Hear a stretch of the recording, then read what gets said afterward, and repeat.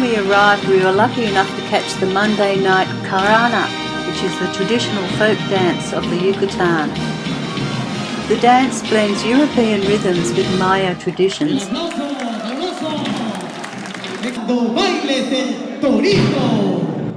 El Torito shows how a bullfight is taking place. The woman is the bull and the man is the bullfighter. The dance is part of the vaquerias, which are traditional feasts and celebrations of music and dancing. You can see a vaqueria show every Monday night at 9 o'clock outside the Palacio Municipal.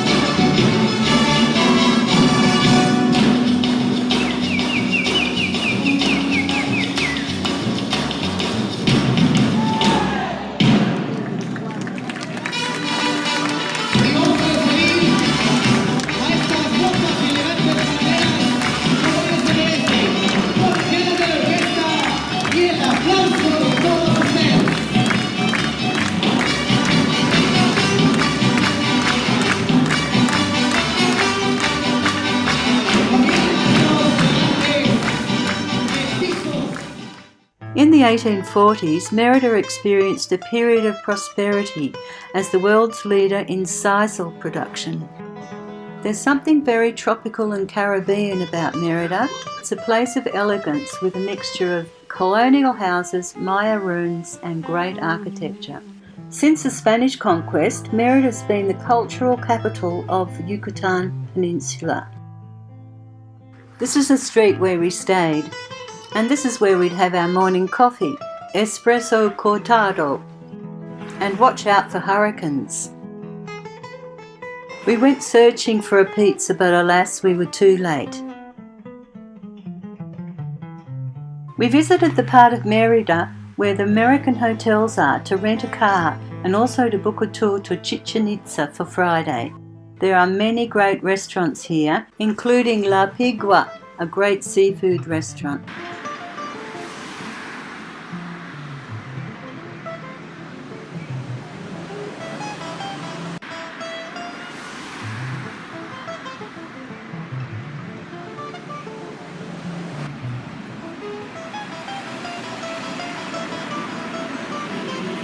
This lovely avenue leads to Paseo de Monteco, which is where all the beautiful colonial buildings are. We were looking out for a coffee and we found this love seat on the way. It was over 30 degrees and we were looking for a cool place to sit and have a coffee. We found a Starbucks opposite this lovely old colonial building.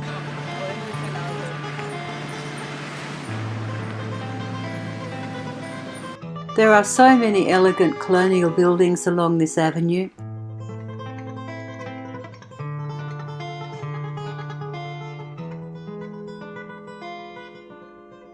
Blended with very modern ones.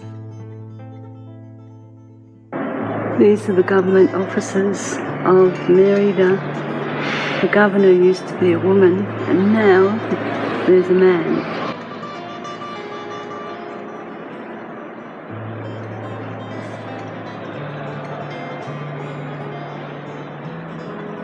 The Plaza de la Independencia, or Plaza Grande, is the bustling centre of Mérida. This is a lovely park. This is where we saw the dancing on the other side, isn't it?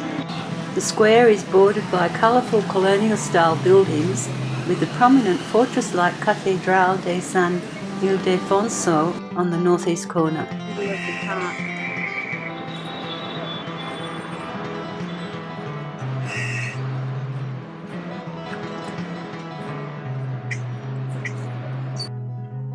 These are the municipal offices.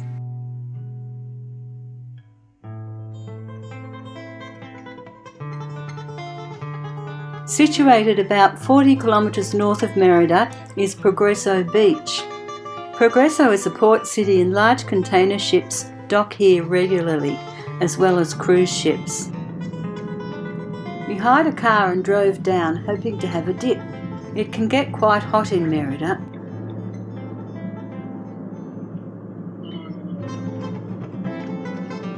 It probably took just under an hour to reach the beach, but parking was another issue and was rather difficult to find.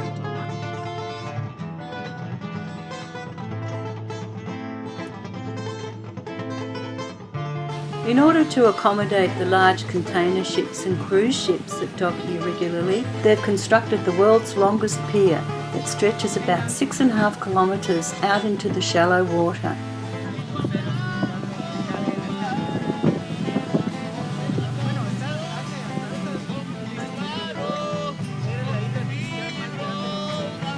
The central beach area stretches about half a mile to the east of the pier, and there's quite a few small restaurants and shops to keep you busy.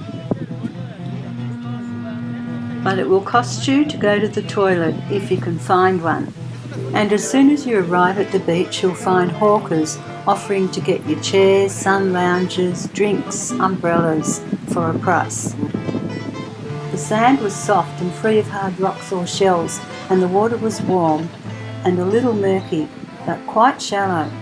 And now I can say I've swum in the Gulf of Mexico.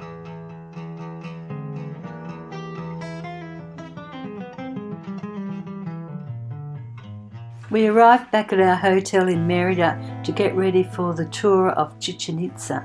These were the lovely people who served us breakfast.